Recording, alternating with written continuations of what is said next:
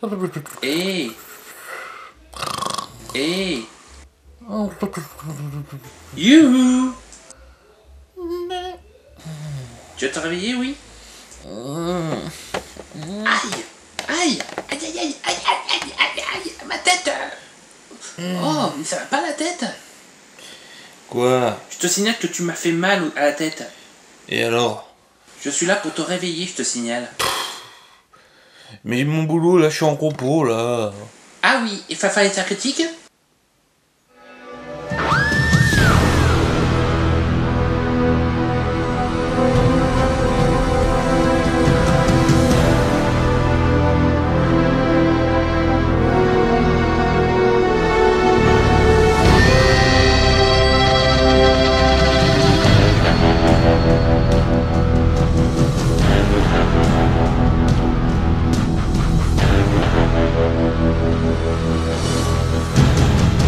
Bonjour à tous et bienvenue dans Fafa fait sa critique. Et oui, je suis de retour. Je suis désolé pour ces 6 mois d'absence, mais j'ai des raisons personnelles et elles m'empêchaient de faire ma passion envers le cinéma.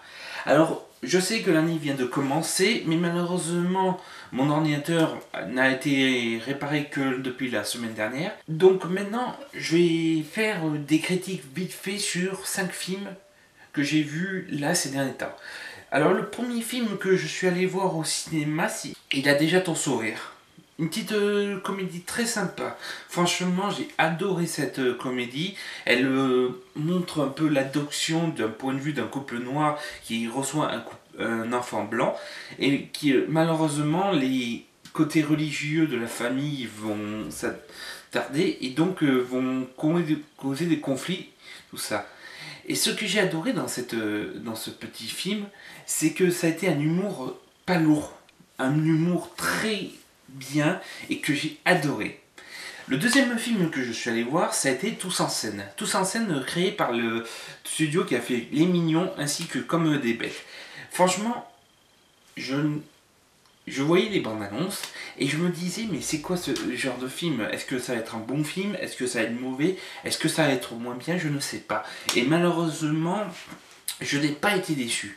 Ce film montre une série de 5 personnes qui vont évoluer dans le film. Parce que on voit l'éléphant, le koala, la souris, la cochonne et le porte-épic. C'est 5 personnes. Mais il y a une 6e personne qui est le koala, qu'il y a sa propre aventure aussi. La bande-annonce, beaucoup de gens craignaient que la bande-annonce montre tout le film. Et en fait, elle montre pas tout.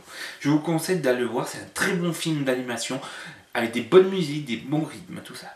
Le troisième film, c'est L'Ascension, qui est tiré d'une histoire vraie. Enfin, l'histoire n'est pas réellement comme dans le film, mais c'est le premier franco-algérien du 93 qui a réussi à monter le mont Everest sans formation. Et franchement, c'était une comédie assez sympa qui n'est pas dans l'humour de jeune rebeu, c'est-à-dire un jeune qui a plein de soucis, qui sait s'enfuir. Non, non, non, c'est carrément un jeune qui n'a aucune ambition, mais qui veut tout faire pour séduire sa femme, sa copine. Donc, qu'est-ce qu'il fait? Il décide d'aller sur le mont Everest comme il a fait une promesse. Et l'ascension est bien parce que on voit des vraies images du mont Everest et aussi que on voit plus l'état psychologique de la personne, voir que quelqu'un peut vraiment ou pas y monter. Red Dingue. Red Dingue de Danny Boone. On va dire que Danny Boone et moi, j'aime bien ses films, mais j'ai été un peu déçu par son dernier film, Radin. Radin n'est pas un mauvais film dans le sens, mais j'avais peur d'être un peu l'humour Danny Boone. Alors j'ai décidé d'aller le voir et j'ai adoré. J'ai adoré parce que Danny Boone ne joue pas le rôle principal, c'est plus Alice Paul là qui joue son rôle principal. Danny Boone est plus un second rôle comme, on va dire, pas bienvenue comme chez les styles, où ça c'est on suit camarade, mais c'est Danny Boone qui le seconde. J'ai adoré tous les personnages qu'il y a. Il y a Florent Père que j'ai adoré, franchement ça change un peu de son côté, on le voit toujours faire le con, alors que là tu le vois plus en gars du raid. Et franchement j'ai adoré parce que c'est un bon hommage au raid et ça montre l'actualité, parce qu'il n'y a pas que de l'humour dans ce film, parce qu'il montre par exemple les problèmes avec les chaînes au sein duquel il montre les chaînes TV, les reportages où ça, en direct quand il y a un attentat, ils montrent ce qui se passe et ils osent filmer des choses qu'il ne faudrait pas que ça marche. Et le dernier film que je suis allé voir la semaine dernière, désolé, j'ai le hockey, c'est Lego Batman. Alors Lego Batman, je n'ai pas vu le premier Lego, mais je suis allé le voir de simple curiosité. Je n'avais vu qu'une bande-annonce et je me suis dit, voilà, l'histoire est bonne, mais quand tu aimes Batman, tu ne peux pas te... Comment dire? T'as du mal un peu, mais franchement j'ai bien aimé parce que c'est un petit côté stop motion, c'est-à-dire que les images, on a l'impression qu'on a déplacé les Lego comme Tim Burton a fait avec l'étrange Noël Monsieur Jacques. Alors que là, non, c'est tout fait en 3D. Et ce que j'ai adoré, c'est ce côté comique où c'est duquel il y a, on va dire, une... C'est l'univers de Batman, mais il y a un univers étendu où ça tu vois d'autres méchants. Je pourrais pas vous les dire parce que sinon ça vous spoilerait et vous serez un peu déçu. Voilà. Bon, ben voilà.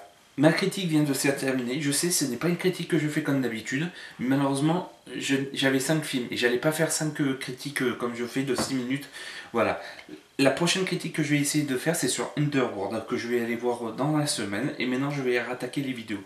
Et surtout, je vais continuer à faire des critiques comme ça. Et j'espère que si vous avez des conseils ou que vous aimez mes vidéos, s'il vous plaît, lâchez-vous, n'ayez pas peur. Partagez ça sur YouTube, sur Facebook, tout ça. Je suis en train de créer mon propre Snapchat aussi, pour prendre des photos des films que j'irai voir et que j'irai critiquer. Voilà. Merci beaucoup. Allez, surtout, allez, ça m'a fait plaisir de vous revoir. Allez, bonne journée. Au revoir.